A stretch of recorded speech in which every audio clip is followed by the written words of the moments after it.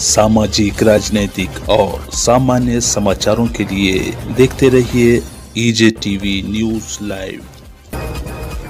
कार्य आहे, शिवसेनेचं वजन आहे, म्हणून सदरील जागा ही येणाऱ्या विधानसभा निवडणुकीमध्ये महाविकास आघाडीमध्ये शिवसेना उद्धव बाळासाहेब ठाकरे पक्षाला ही जागा सोडण्यात यावी असं मागणी करण्यासाठी आम्ही शिष्टमंडळ देगलूर बिलोली तालुक्यातलं शिष्टमंडळ नुकतंच मुंबईला जाऊन त्या ठिकाणी मातोश्री येथे उद्धव बाळासाहेब ठाकरे साहेबांना, शिवसेना नेते खासदार संजय राऊत साहेबांना, शिवसेना नेते खासदार मान्य श्री विनायक राऊत साहेबांना, शिवसेनेचे जिल्हा संपर्क नेते मान्य श्री बबनराव थोरात साहेबांना, शिवसेनेचे जिल्हा प्रमुख बंडू केळकर साहेबांना, एकनाथजी पवार साहेबांना, अशा अनेक शिवसेनेच्या दिग्गज नेत्यांना त्या ठिकाणी आम्ही देगलूर बिलोली तालुक्याच्या सर्व पदाधिकाऱ्यांनी, शिवसेना युवा सेनेच्या पदाधिकाऱ्यांनी त्या ठिकाणी लेखी मागणी या ठिकाणी केलेली आहे की सदरील जागा शिवसेनेला सोडण्यात यावं, शिवसेना उद्धव बाळासाहेब ठाकरे पक्षाला सोडण्यात यावं अशी आमची मागणी त्या ठिकाणी केलेली आहे। आणि पक्षाच्या वरिष्ठांनी सुद्धा आम्हाला त्या ठिकाणी शब्द दिलेला आहे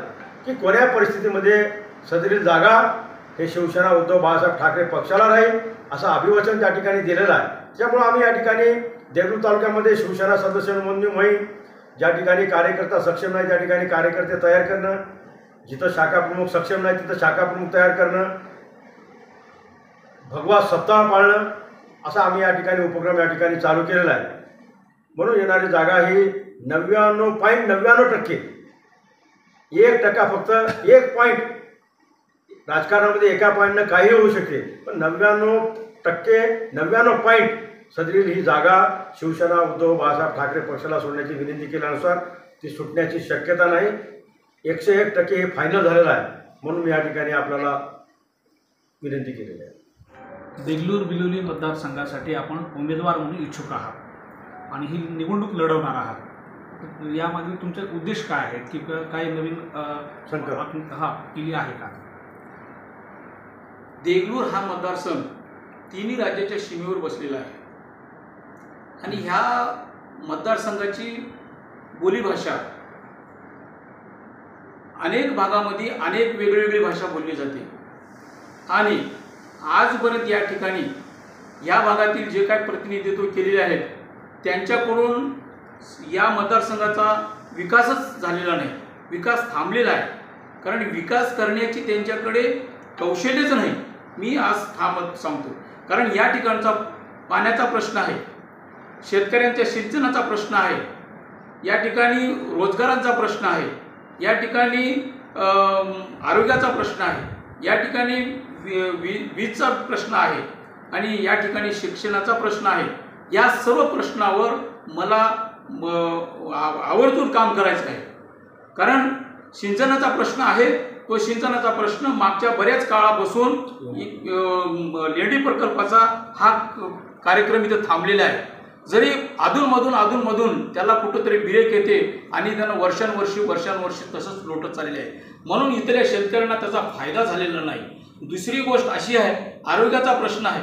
आरोग्याचा प्रश्न इथं फार मोठा आहे, कारण या भागामध्ये एखादा मोठा कॉलेज नाही, एखाद्या वैद्यकीय कॉलेज पाहिजे। कारण इथल्या भागामध्ये इथले सुशिक्षित म्हणजे चांगल्या पोस्टला जाण्यासाठी म्हणून जे काही वैद्यकीय शिक्षण प्राप्त करण्यासाठी जे काही मुलं तयार होतात तर त्यांना बाहेरगावी जावं लागते, म्हणून असा एक वैद्यकीय महाविद्यालय या ठिकाणी असणं आवश्यक आहे। त्याच्यानंतर शेतकऱ्यांचा प्रश्न आहे किंवा या ठिकाणी जे काही उत्पन्न होते तर त्या उत्पन्नाच्या महाराष्ट्राच्या पश्चिम महाराष्ट्रामध्ये जे काही शेतीमालाची बँक खोलली गेलेली आहे तर ती बँक या ठिकाणी देखील काढण्यात यावे असं मी माझ्या वतीनं, जर पुढे जर या भागातील जर जनतेनं जर मला विश्वास ठेवून जर उद्या जर मला प्रतिनिधित्व करण्याची संधी दिली तर हा प्रश्न मी धरून ठेवीन आणि इथं तो बँक ओपन करण्याचा मी प्रयत्न करीन। अजून दुसरी गोष्ट म्हणजे MRGSच्या योजनेमधून अनेक आता हे जलजीवनचा एक प्रश्न आहे, सिंचनाचा प्रश्न आहे, मोठमोठे विहिरी काढून या ठिकाणी आणि त्याच्यानंतर या भागाला एक मनाड नदी, लेडी नदी आणि गोदावरी नदी असे 3 नद्या प्राप्त झालेल्या आहेत आणि काही भाग मांजरा नदीचा झालेले आहे। तर या नद्यावर एक कोल्हापुरी बंधारे, जास्तीत जास्त कोल्हापुरी बंधारे बांधून मी या ठिकाणी शेतकऱ्यांचा प्रश्न सोडण्यासाठी, म्हणून शेतकऱ्यांना पाणी जास्तीत जास्त कसं पुरवठा होईल आणि जनावरांच्या पिण्याचा पाण्याचा प्रश्न कसं सुटेल यासाठी मग प्रयत्न करावे असं मला वाटते. आणि आरोग्याच्या दृष्टिकोनातून अजून जर इथं जर एखाद्या दवाखानाची निर्मिती करता आली तर ते मी करण्याचा प्रयत्न करेन. आणि एक इंजिनिअरिंग कॉलेज या ठिकाणी देखील व्हावे अशी माझी इच्छा आहे. माझ्या मनातले मी काही शब्द बोलून दाखवलो तर याकडे मी निश्चितच प्रयत्न करेन. या उद्देश घेऊन मी जनतेपुढे आलो. माझे दैवत, आज मी दैवत म्हणतो, महेश पाटील आणि महेश पाटलांच्या नेतृत्वाखाली जेवढी टीम आहे तेवढी मला विश्वास दिलेली आहे. ती विश्वासघात कधीच मी न करता विश्वासघात न करता मी त्यांच्या विश्वासाला समोर जाऊन विश्वास लोकांमध्ये प्राप्त करून मी कार्य करण्याचा मी 100% प्रयत्न करेन. माजी आमदार अंतापूरकर यांनी मागील काळामध्ये विकास कामं केली नसल्याची चर्चा होत आहे. देगलूर बिलोली मतदारसंघ हा रोजगार आणि स्थलांतरित मजुरांचा म्हणून ओळखला जातो.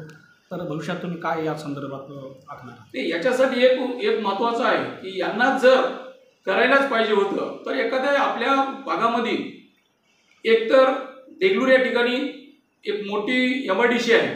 त्या MIDC मध्ये जर आपण प्रकल्प उभा केला असता तर त्या प्रकल्पाच्या माध्यमातून या ठिकाणी रोजगार उपलब्ध झाला असता आणि आपल्या भागातले काही तरुण तिथं कामाला लागले असते. त्याच्यानंतर आणि असे जर समजा युनिट आणले, एक युनिट आणले तर या ठिकाणी काम स्थलांतर होऊ शकत नाही. इथला कारखाना बंद पडलेला आहे. इथला रामतीरचा कारखाना बंद पडला. तो कारखाना, वागलवाड्याचा कारखाना जर सुरळीत चालला तर देखील लोकांची तिथं रोजगार निर्मिती होईल आणि तिथं मजूर स्थलांतर होणार नाही. हे जर दूरदृष्टी आणि त्याच्यानंतर इथे सूतगिरणी आपली, हे जे युनिट आहे, हे युनिट जर चालू राहिले असते, जर चालू होऊन जर रोजगार उपलब्ध झाला असता तर इथले लोक, इथले बेरोजगार बाहेरगावी गेले नसते आणि त्यांना रोजगार उपलब्ध झाल्यामुळे त्यांचे कुटुंब स्थलांतरित झाले नसते असं मला वाटते. सामाजिक, राजनीतिक और सामान्य समाचारों के लिए देखते रहिए EJTV न्यूज़ लाइव.